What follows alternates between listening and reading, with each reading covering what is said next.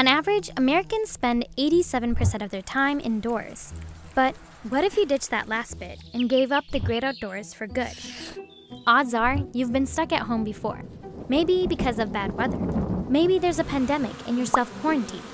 You probably wouldn't notice a huge difference at first, other than a bit of cabin fever. But after a week and a half, things may start to change. Ironically, after spending all that time indoors, you may start to feel tired, no matter how much sleep you get.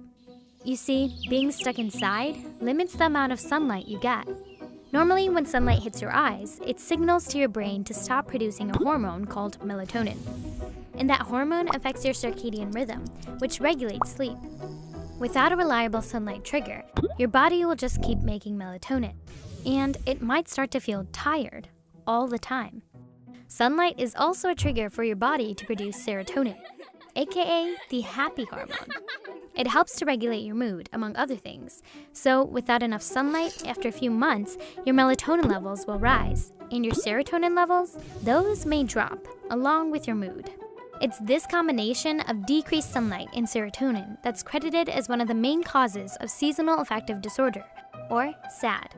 It's a type of depression that is most prevalent during long, dark months. SAD is relatively uncommon, but it may increase if we all stay locked in our homes. You may be thinking you can just bring in artificial sunlight, like a light box.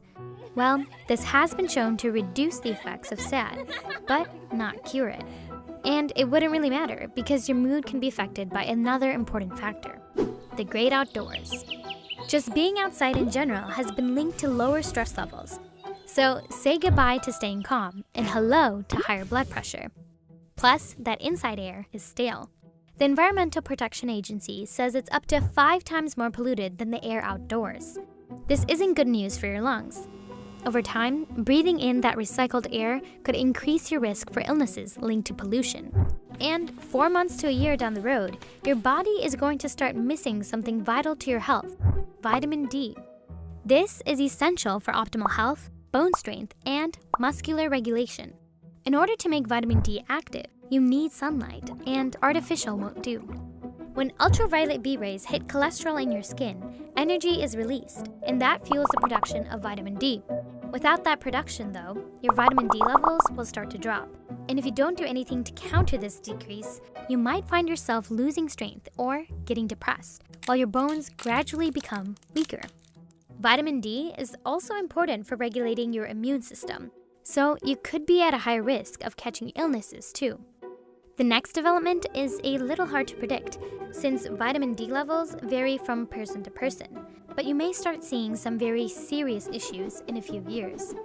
Lower levels of vitamin D could put you at a higher risk of developing heart disease or strokes, plus an increased risk of cancers, fractured bones, and serious tooth decay.